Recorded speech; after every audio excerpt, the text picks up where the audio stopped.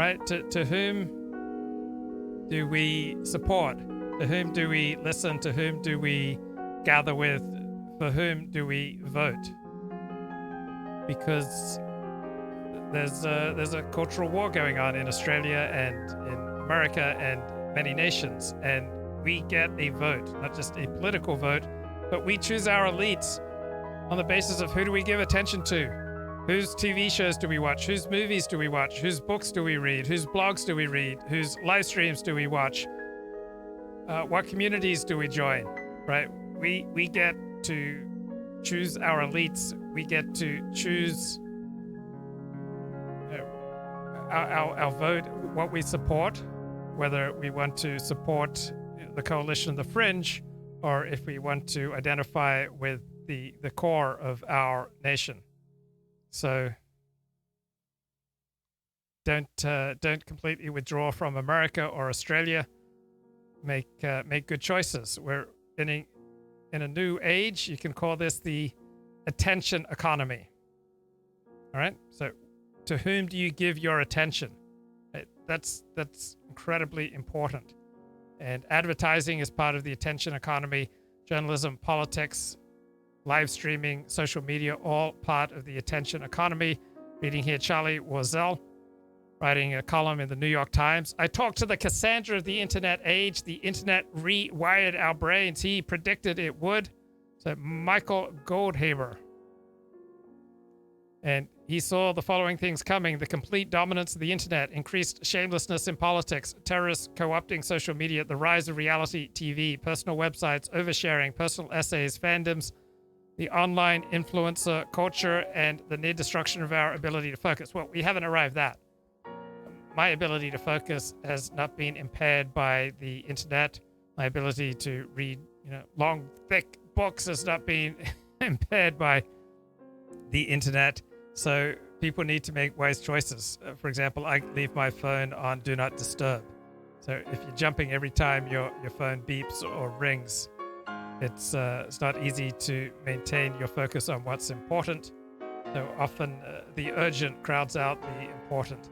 So Goldhaber is a former theoretical physicist. In the mid-1980s, he had a revelation. He was becoming obsessed with the information glut, that there was simply more access to news, opinion, and entertainment than one could handle.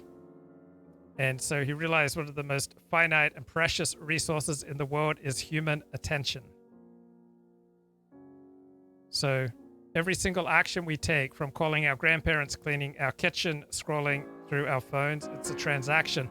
We are taking what precious little attention we have and diverting it toward something. It's a zero-sum proposition. When you pay attention to one thing, you ignore something else.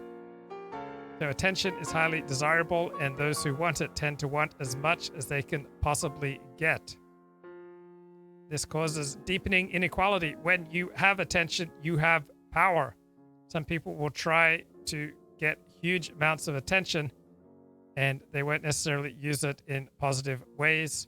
So Goldhaber popularized the term attention economy in 1997 with an essay in Wired magazine. Predicted the internet would upend the advertising industry, create a star system where whoever you are, however you express yourself, you can now have a crack at the global audience. So that's what I'm doing. I'm having a crack at a global audience. I'm giving a global audience the high, short, fast one, the high and hard one. But there's a price to be paid for living in an attention economy. It can lead to people developing all sorts of dangerous addictions. You can have relentless pressure to get, some fraction of this limited resource of attention. And this can generate ever greater demands on each of us to pay what scant attention we can to others. This can destabilize societies and individuals. It means that the most shameless among us might get disproportionate benefit from the attention economy. Our abilities to pay attention are limited, but our abilities to receive it are infinite. So the value of true modesty or humility is hard to sustain in an attention economy. So I think he's misunderstanding humility and modesty. Humility and modesty means accepting life on life's terms, accepting reality, understanding your proper importance and your proper role in your various interactions. So I live stream 15, 20 hours a week. I can't recall the last time I felt humiliated by the process. But if I was coming on here saying, stupid things or misjudging my role, then I would get constantly humiliated. That's how you know whether or not you're living in reality, is are you getting humiliated? If you're constantly getting humiliated, you are out of touch with reality. Now, the attention economy can be grueling if you don't make good choices. So I don't find the attention economy grueling. I limit other people's access to me. I don't allow people to call me up and interfere with what I'm working on. But for some people in an attention economy, one is never not on, at least when one is awake, since one is nearly always paying, getting, or seeking attention. I don't think that's true. But for everyone, I'm sure it's true for some people. Attention has always been currency, but we've begun to live our lives increasingly online, and perhaps attention is now the currency. Perhaps any discussion of power is ultimately a question about attention. How do we extract attention? How do we wield our power? How do we waste it, abuse it, sell it, lose it, and profit from it?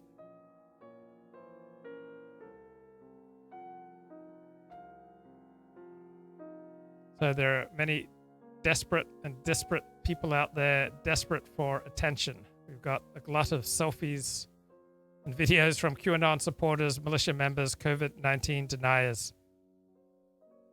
We've got people desperately seeking their own audience and fracturing reality in the process.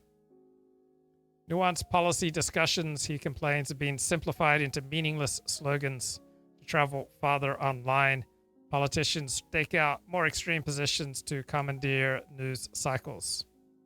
He worries that with Brexit, rational discussion of what people stand to gain or lose from policies will be drowned out by the loudest and most ridiculous. He says many of the most polarizing factors in the country are attentional. Not having a college degree means less attention from corporations or the economy at large. Living in a rural area means being farther away from cultural centers, may result in feeling alienated by the attention that cities generate in news and popular culture. Trump tapped into this frustration by pretending to pay attention.